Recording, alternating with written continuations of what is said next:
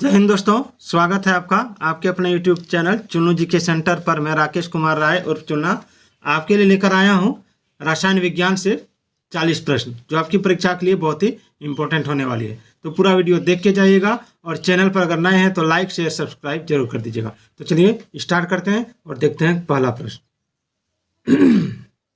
पहला प्रश्न आपके स्क्रीन पर है कि पृथ्वी की संरचना में सबसे अधिक प्रतिशत किस तत्व का है।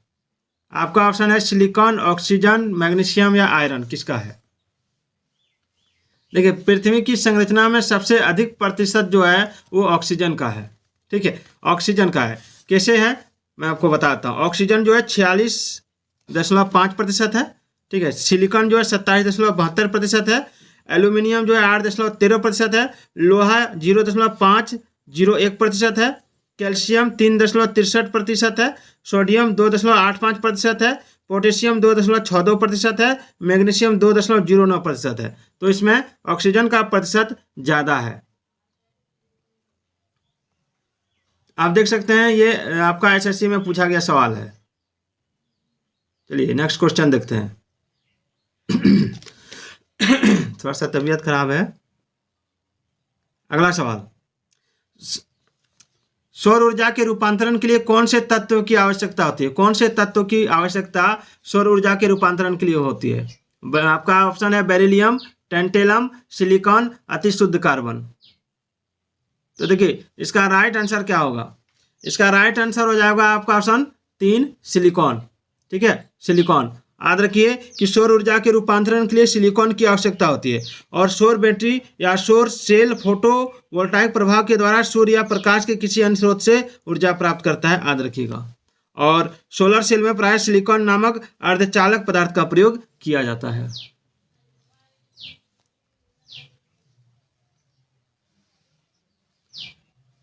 लोहे को जंग लगता है।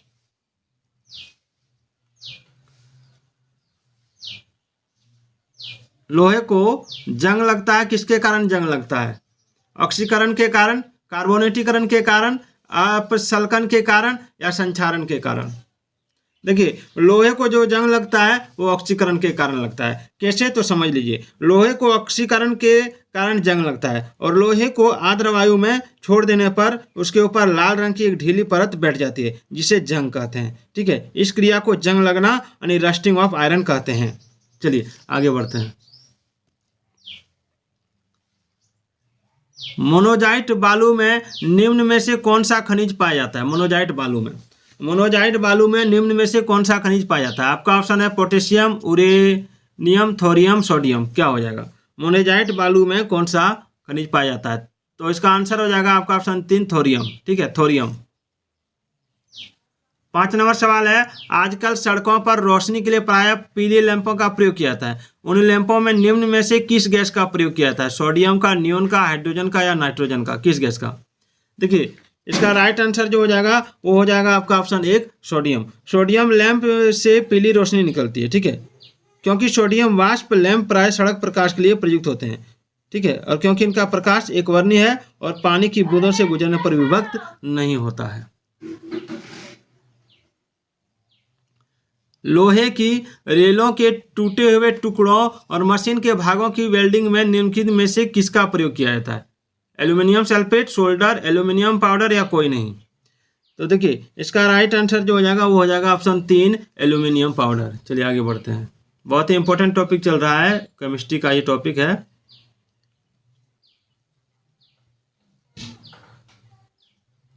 बिजली के बल्ब में क्या भरा होता है? Nitrogen, carbon dioxide, organ, oxygen. क्या भरा होता है बिजली के बल्ब में?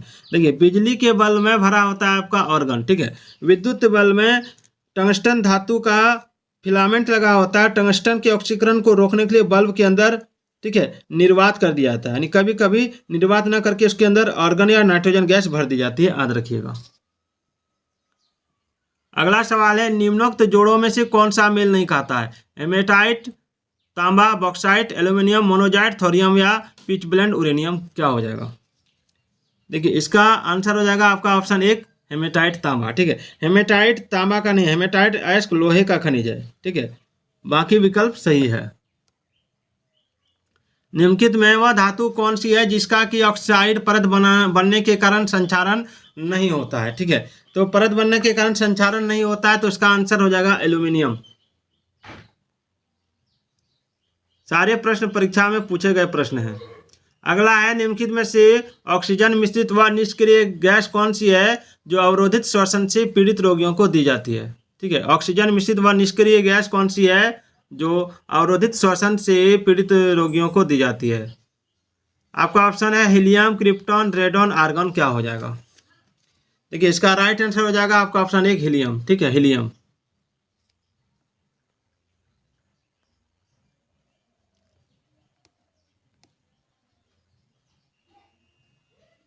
अगला है, फ्लैश तार का निम्नलिखित में से किसका, फ्लैश तार निम्नलिखित में से किसका, एक मिनट, फ्लैश बल्ब का तार है। फ्लैश बल्ब का तार निम्नलिखित में से किसका बना होता है? तांबा, बेरियम, मैग्नीशियम, सिल्वर, किसका बना होता है? ध्यान दीजिए, इसका राइट आंसर हो जाएगा आपका ऑप्शन 3, मैग्नीशियम। Option 3, magnesium. ठीक है, मैग्नीशियम।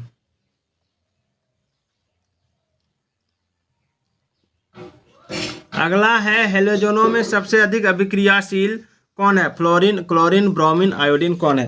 तो इसका आंसर हो जाएगा हेलोजनों में ऑप्शन एक, फ्लोरीन। ठीक है, फ्लोरीन। मैं थोड़ा इसको बता दूं कि फ्लोरीन, क्लोरीन और ब्रोमीन, आयोडीन और एस्टेटिन को सम्मिलित रूप से हेलोजन कहा जाता है। ठीक है, याद रखिएगा।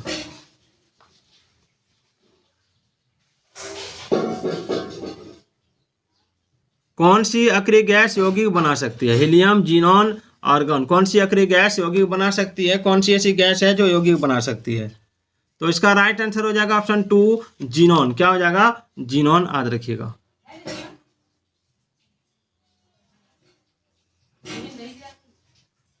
उर्वरकों के निर्माण में निम्नलिखित में से कौन सा तत्व प्रयोग में लाया जाता है? उर्वरक जो बनाया जाता है, देखिए एसएससी मल्टीटास्किंग में पूछा गया सवाल है, आप देख सकते हैं। उर्वरकों के निर्माण में निम्नलिखित में से कौन सा तत्व प्रयोग में लाया जाता है? फ्लोरीन का, पोटेशियम का, सीसा का या एल्यूमिनियम का? कौन सा? इसका राइट आंसर क्या होगा? ऑप्शन 2 हो जाएगा, पोटेशियम का। ठीक है, उर्वरक के निर्माण में पोटेशियम तत्व को प्रयोग में लाया जाता है। चलिए अगला सवाल देखते हैं। एक जरा लाइन में रहिएगा।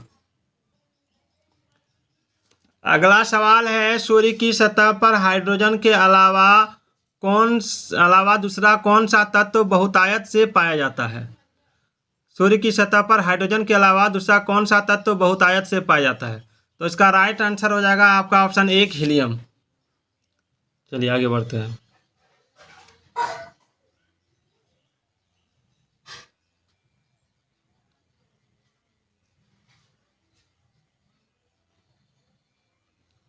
अगला सवाल देखते हैं, 16 नंबर सवाल। देखिए एसएससी मल्टीटास्किंग में पूछा गया सवाल है कि किसी बिजली की इस्त्री को गर्म करने के लिए, यानी आयरन को गर्म करने के लिए किस धातु का प्रयोग किया जाता है? तांबा, टंगस्टन, निक्रोम या नाइक्रोम भी बोल सकते हैं, या जस्ता। बिजली की इस्त्री जो होती है, आयरन जिससे हम कपड़े आयरन करते हैं, उसको गर्म करने के लिए किस धातु का प्रयोग किया जाता है?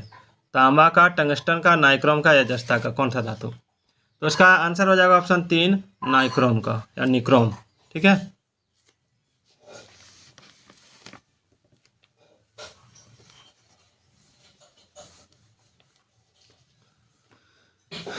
चलिए अगला सवाल।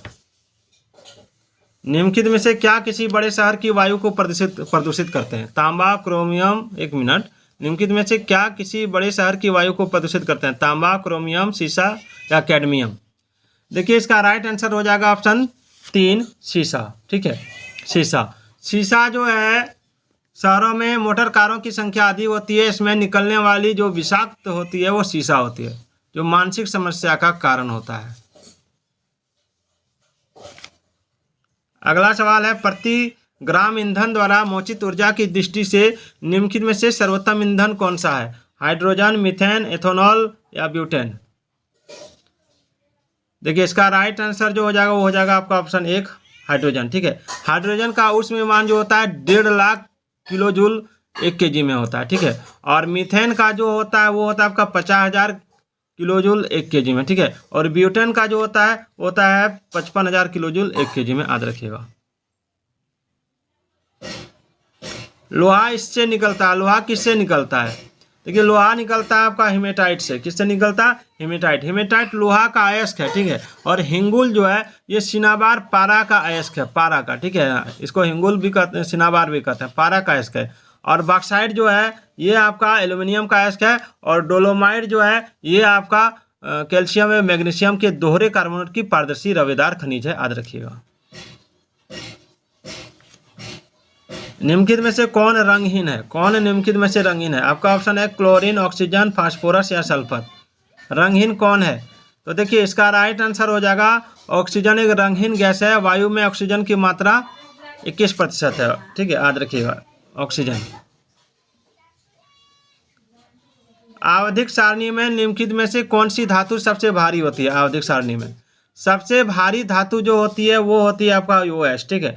OS यानी ऑस्मियम सघनतम रासायनिक तत्व है, ठीक है। और ऑस्मियम का घनत्व जो होता है भारीपन शीशे यानी PB की तुलना में दोगुना होता है, याद रखिएगा। जब जर्मेनियम जाली में आर्सेनिक परमाणु डाले जाते हैं तो वो क्या बन जाता है? विद्युत रोधक, सुपरकंडक्टर, नेज, आंतर सेमीकंडक्टर या बाय सेमीकंडक्टर। देखिए इसका राइट आंसर हो जाएगा बाय सेमीकंडक्टर, ऑप्शन 4, ठीक है। जब जर्मेनियम जाली में आर्सेनिक परमाणु डाले जाते हैं, ठीक है, तो इसमें क्या होता है, तब वह जर्मेनियम के परमाणुओं से मिलकर एक सहसंयोजक बॉन्ड का निर्माण करता है, ठीक है, याद रखिएगा।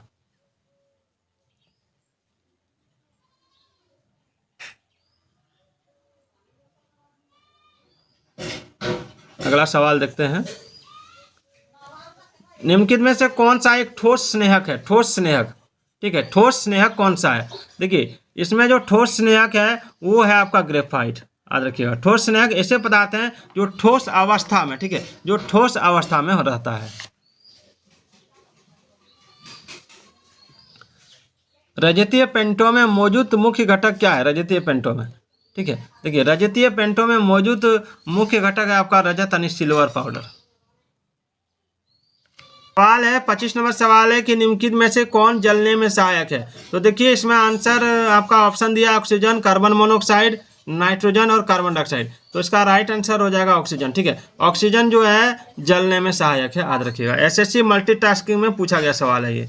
उच्च तापमान की सहायता के लिए, ठीक है ना, अंतरिक्ष यान में निम्नलिखित में से किस धातु का प्रयोग किया जाता है? तो देखिए इसका राइट आंसर जो हो जाएगा वो हो जाएगा आपका ऑप्शन 2 ऑप्शन 2 हो जाएगा इसका, ठीक है ना। ऑप्शन 2 यानी टाइटेनियम। क्या हो जाएगा? टाइटेनियम, ठीक है, ये हो जाएगा टाइटेनियम। पीतल किसकी मौजूदगी में निरंतर रहने से वायु में रंगहीन हो जाता है? देखिए पीतल जो है किसकी मौजूदगी में निरंतर रहने से वायु में रंगीन हो जाता है? एल्यूमिनियम फास्फाइड, हाइड्रोजन सल्फाइड, हाइड्रोजनित वेफर या एल्यूमिनियम सल्फाइड। देखिए SSC CGL में पूछा गया सवाल है। इसका आंसर हो जाएगा आपका option 2 hydrogen sulphide, hydrogen sulphide, ठीक है। हाइड्रोजन सल्फाइड की उपस्थिति में हवा में पीतल रंगीन हो जाता है। हाइड्रोजन सल्फाइड एक अकार्बनिक यौगिक है। निम्नलिखित में से किस धातु में कॉपर सल्फेट विलयन घोल से तांबे का निक्षेप हो जाता है? प्लेटिनम, पारद, लोह या स्वर्ण, क्या होगा? देखिए इसका राइट आंसर हो जाएगा आपका ऑप्शन 3 लोह, ठीक है। यानी नमक में लोहा तांबे का विस्थापित कर लोह सल्फेट समाधान बनता है, याद रखिएगा। जिससे धातु की सतह पर तांबे की एक पतली परत जमा हो जाती है।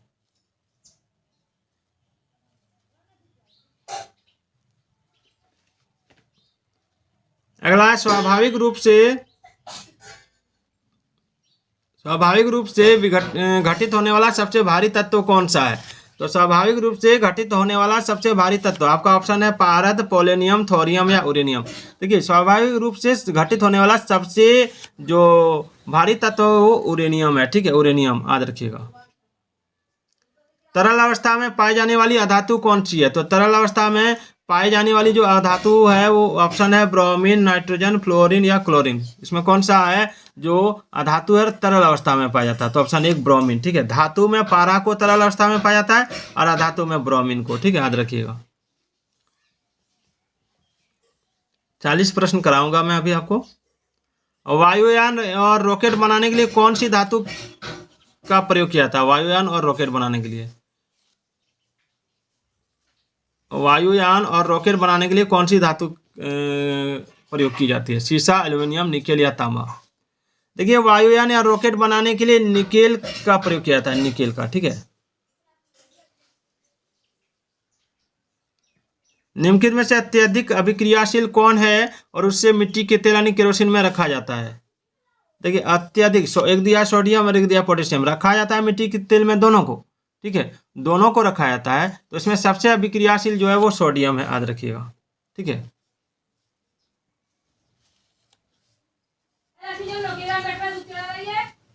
अगला सवाल है बीकन प्रकाश के रूप में प्रयुक्त निष्क्रिय गैस कौन सा है? बीकन प्रकाश के रूप में प्रयुक्त निष्क्रिय गैस, देखिए बीकन प्रकाश के रूप में प्रयुक्त निष्क्रिय गैस है आपका नियोन गैस, याद रखिएगा। लवणों को बनाने के लिए निम्नलिखित में से क्या अम्लों से हाइड्रोजन को प्रतिस्थापित करेगा? तो लवणों को बनाने के लिए जो प्रतिस्थापित करेगा वो हो जाएगा आपका ऑप्शन 2 Na, ठीक है। सभी अम्लों में हाइड्रोजन के परमाणु समाहित होते हैं, याद रखिएगा, ठीक है। तनु जो होता है डेल्यूज अम्ल सोडियम, ठीक है, पोटेशियम, कैल्शियम और आपका आयरन जैसे धातुओं के साथ प्रतिक्रिया करके नमक का निर्माण करता है, इसमें Na हो जाएगा यानी सोडियम। निम्नलिखित में से किस धातु का गलनांक सबसे कम होता है? देखिए सबसे कम जिस धातु का गलनांक होता है वो है आपका ऑप्शन 3 पारद, ठीक है। चलिए इस धातु के यौगिक कुछ शीशों तथा साबुन दोनों के घटक हैं, कौन सा है इसका आंसर? ऑप्शन 2 पोटेशियम हो जाएगा, ठीक है। पोटेशियम से कई महत्वपूर्ण यौगिकों का निर्माण होता है, ठीक है, साबुन, अपमार्जक और इस तरह का ड्राई क्लीनर्स बनाने में पोटेशियम हाइड्रोक्साइड यानी कि OH का प्रयोग होता है, याद रखिएगा। पोटेशियम कार्बोनेट को, चलिए आगे बढ़ते हैं। मिश्र धातु एल्यूमिनियम ब्रॉन्ज में उच्चतम अनुपात में उपस्थित तत्व कौन सा है? मिश्र धातु एल्यूमिनियम ब्रॉन्ज में उच्चतम अनुपात में उपस्थित तत्व कौन सा है? एल्यूमिनियम, टिन, तांबा या लेड? देखिए इसका राइट आंसर हो जाएगा आपका ऑप्शन 3 तांबा, ठीक है। एल्यूमिनियम ब्रॉन्ज कांसे का एक प्रकार है जिसमें एल्यूमिनियम मुख्य धातु के रूप में आपका कॉपर है, ठीक है। इसमें एल्यूमिनियम मुख्य धातु के रूप में कॉपर में मिलाई जाती है, याद रखिएगा।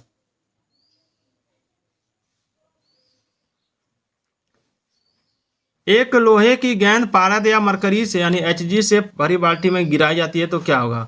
या बाल्टी की पैनी में बैठ जाएगी या पारे या पारद की सतह पर तैरेगी या घुल जाएगी या फिर इनमें से कोई नहीं? बताइए। इसका आंसर हो जाएगा ऑप्शन 2 या पारे या पारद की सतह पर तैरेगी, ठीक है। लोहे का सबसे शुद्ध वाणिज्यिक रूप क्या है? कच्चा लोहा, इस्पात, जंगरोधी इस्पात या पिटवा? देखिए लोहे का सबसे शुद्ध वाणिज्यिक रूप है आपका पिटवा लोहा, याद रखिएगा, पिटवा लोहा, ऑप्शन 4। एक सवाल और कराऊंगा, 40 सवाल का सीरीज में लेके चलूंगा। सबसे प्रचुर मात्रा में मिलने वाला तत्व कौन सा है? तो सबसे प्रचुर मात्रा में जो तत्व मिलता है वो आपको बताना है, ठीक है। सबसे प्रचुर मात्रा में मिलने वाला तत्व कौन सा है ये आपको पूछा गया, तो आपका ऑप्शन है कैल्शियम, सिलिकॉन, ऑक्सीजन और नाइट्रोजन। तो सबसे प्रचुर मात्रा में मिलने वाला तत्व आपका ऑक्सीजन है। क्या है? ऑक्सीजन, ठीक है। ऑक्सीजन पृथ्वी पर पाया जाने वाला सर्वाधिक सामान्य तत्व है, याद रखिएगा। तो आज का ये वीडियो कैसा लगा कमेंट जरूर कीजिएगा। फिर मिलते हैं अगले वीडियो में, और एक बार कमेंट जरूर कर दीजिएगा।